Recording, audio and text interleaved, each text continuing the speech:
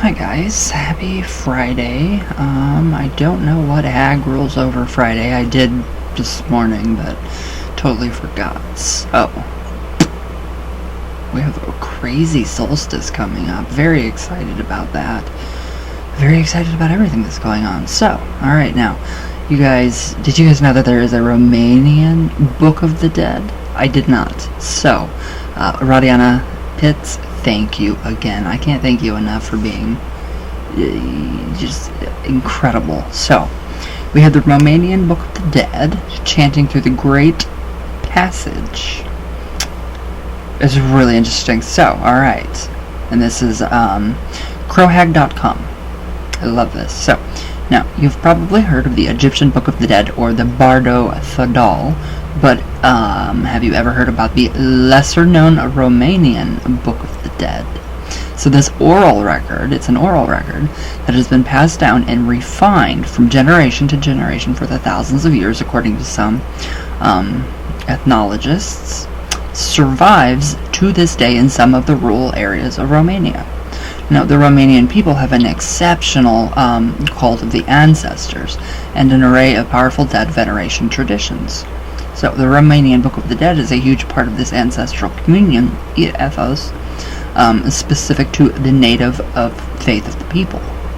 So, the collection of initiation texts that guide the souls of the dead to the netherworld, known as Lume de Dincolo, in Romanian folklore, is of great significance and exceptional beauty as it intertwines Romanian mythology, spirituality, and music. If you even just listen to some Romanian music, it is incredible. It really is. Alright, so, the texts in the Romanian Book of the Dead are sung, just as Romanian disenchantments, healing spells, are sung. So, singing or melodically chanting is an innate behavior that all living things partake in to harness the magical power of the music, from the cradle to the tomb, from lullabies to laments, from the humans mourning over their dead to the beasts in the wild howling or chirping their breeding calls. Now, most importantly, what makes the Romanian Book of the Dead unique among contemporary funeral rites is the fact that it addresses the dead directly, not those left behind or the world beyond. And it is so interesting. So, alright, now we have a goddess of the death. The goddess of death, a miniature by P. Petrut, 1874. This depiction of, Corboatia, or Gaia, the ancient goddess of death, the greatest among birds, is stylized in accordance with Orthodox perception. Now, if we can only find some of these songs, or a word, or like a translation of these. Now, the funeral songs in the Romanian Book of the Dead are different from Romanian laments, and they mostly originate from the Transylvanian territories. Now, that is where my roots lie, are more Transylvania. So, let's see. Okay, specifically the regions of Banat and Crisana. So, considering the ancient confluence of cultures that has engulfed the current territory of Romania, Greek, Roman, and Romanian laments are, no wonder, similar. Yet this unique and distinctive oral record has survived essentially unaltered, yet artistically refined. I love it that it's been not touched, not altered. Now, despite the laments, they have subsequently and concurrently emerged from the aforementioned confluence. So, the songs from this Book of the Dead are performed by chosen women. So they are part of an elaborate funeral ceremony, and they are sometimes accompanied by sacred instruments, such as the sementron, pan flute, elf horn, or bell. And if you listen to traditional Romanian music, you hear all of those, and it's so beautiful. So this choir of chosen women often consists of females in odd numbers, and they perform together as priestesses in the great passage from life to death known as Marea Treseri in Romanian. So they perform funeral songs with maximum intensity to express the pain of those in mourning and to guide the soul of the deceased. It's beautiful. That is beautiful. So missing this chance created by death, not by life, to be guided in the great passage would be catastrophic, not only for the departed, but also for the ones left behind. So the soul of the departed could suffer, even turn into a strigoi, if neglected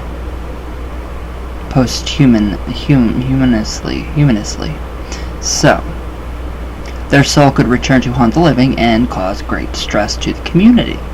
So this is why this coherent system of practice unfolds over a longer period of time, marking significant moments such as the departure of the body through burial, 3 days after death, and the departure of the soul 40 days after burial. That is so interesting. That is just interesting. So, the dead must walk through the great passage and overcome challenges, such as choosing the right guides and companions for the journey, paying the guards at the borders, meeting death itself and other mythical gods, and finally reuniting with the ancestors. I love this. This is beautiful. So to help them on this journey, the chosen women and the occasional guests contributing to the ceremony sing their messages through rigorously formalized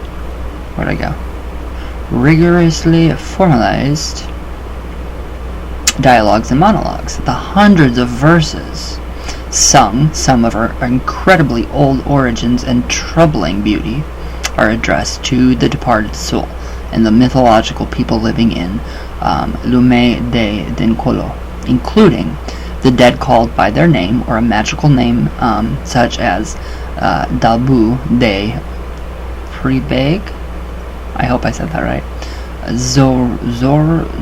Zorail, the Fates or Goddesses of Destiny, the Fir Tree, the posthumous bride or the groom of the dead, the pillar, cross, or other substitutes of the dead, the dead's posthumous shelters such as wood, tomb, or earth, the Romanian goddess of death called by her names, and hypostasis such as Corbochia, Gaia, Old Fairy, Death, or Mother Arodia. The psychopomps, we have those too. We have the psychopomps too. Alright, the spirit guides or the zoomorphic substitutes of the gods of nature, such as the wolf, fox, otter, stag, raven, or horse.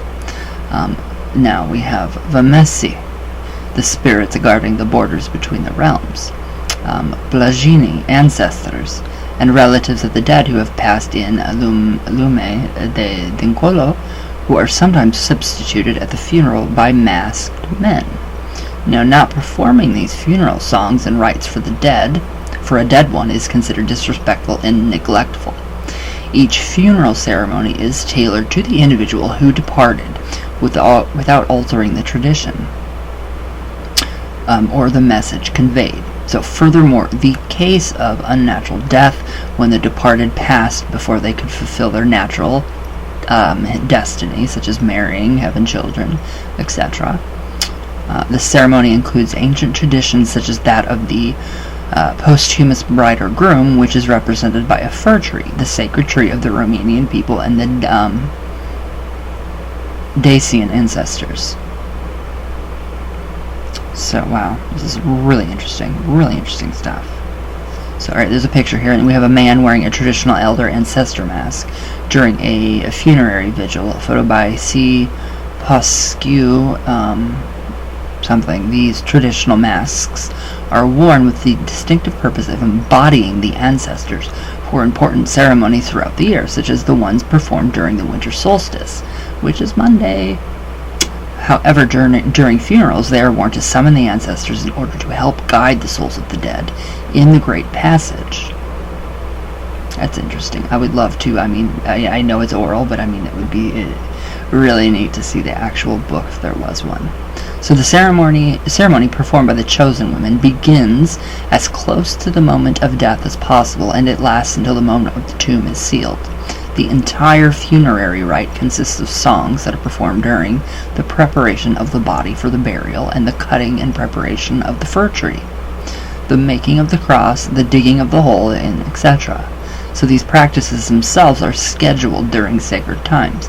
such as sunrise, midday, sunset, or midnight. The greatest song is performed during the journey between the shelters of the souls, and that is the home of the dead and their grave. So traditionally, this path through the cemetery is not straightforward. The road to the grave must include crossroads, bridges, fountains, and other significant places with magical potency, where the physical and metaphysical intertwine. So the places of power in the landscapes. Now at each such location, the priestesses of the choir chant and sing, telling the departed how to cross further. For example, at the crossroads they are told to rest, and in the crossing of a bridge they are told to pay the beings guarding the borders between life and death. Now the morning after the burial, the choir of women performs one last rite, the smudging of the tomb. Now the rest of the ceremony is left in the hands of the departed's family. Now who have to venerate their souls through ceremonies 40 days after the burial, during the traditional Day of the Dead, the Easter of the Blagini, and other memorial festivities. So the chosen women can be summoned to perform again during these festivities, but it's not always necessary. Alright, now Radiana has a final message for us. Although they contain local elements, the ritual texts and funeral songs in the Romanian Book of the Dead have a universal message. They carefully and lovingly prepare the departure of the dead so that the souls may arrive safely on the other realm.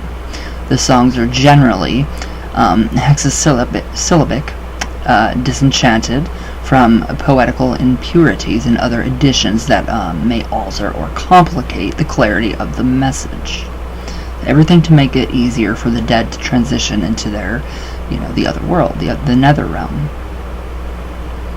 So the melodies that are contrasting the dire despair of laments have, through their ancient sonorities, a profound echo in the hearts of those in mourning, as they melt the surrounding nature through the voices of the priestesses in the tragic female choir. So finally, the most exceptional aspect of the Romanian Book of the Dead is that it does not mention any version of hell, but in Indo-European, Christian, or otherwise, Lumea de Dincolo, described by these songs, is endemic, inhabited by both ancestors and gods as equals. Most importantly, this Book of the Dead teaches us that after death, we are reintroduced back into the cosmos from whence we came. So yeah, that is amazing. That is seriously amazing. I mean, I love it. I love this. So what do you guys think? I would love to just, since there's no records or anything, that's alright. So, yes, Radiana, thank you for that. I love it. I think it's incredible. And it's refreshing. It's really refreshing to get back to the roots. And really fully understand where they're coming from and what's going on. And it's just incredible and amazing. So, that is the Romanian Book of the Dead. No clue that they had one. No idea whatsoever. But, alright guys, I hope you guys have a good weekend. I hope you guys have a great solstice coming Monday. What are you guys planning on doing? Anything fun? Interesting? Exciting? Maybe? No? Maybe not? But, alright guys. Well, I will see you all tomorrow. Thank you guys for all of your comments, everything that you guys are doing. I love you all very, very, very much, and I hope you guys enjoy this. This is just, beautiful to me. But, so, alright, I love you all with all of my heart, all the way from Venus. Venera. Today is the Romanian hag's Venera's day. All the way back down, which is Venus. So, not too far off. So, alright guys, I love you all, and thank you guys for watching, and I'll see you all tomorrow. So, everybody have a great day, be safe, wear a mask, all that good stuff, please stay safe, all my, wishes for health and all that good stuff. So yes, I love you guys.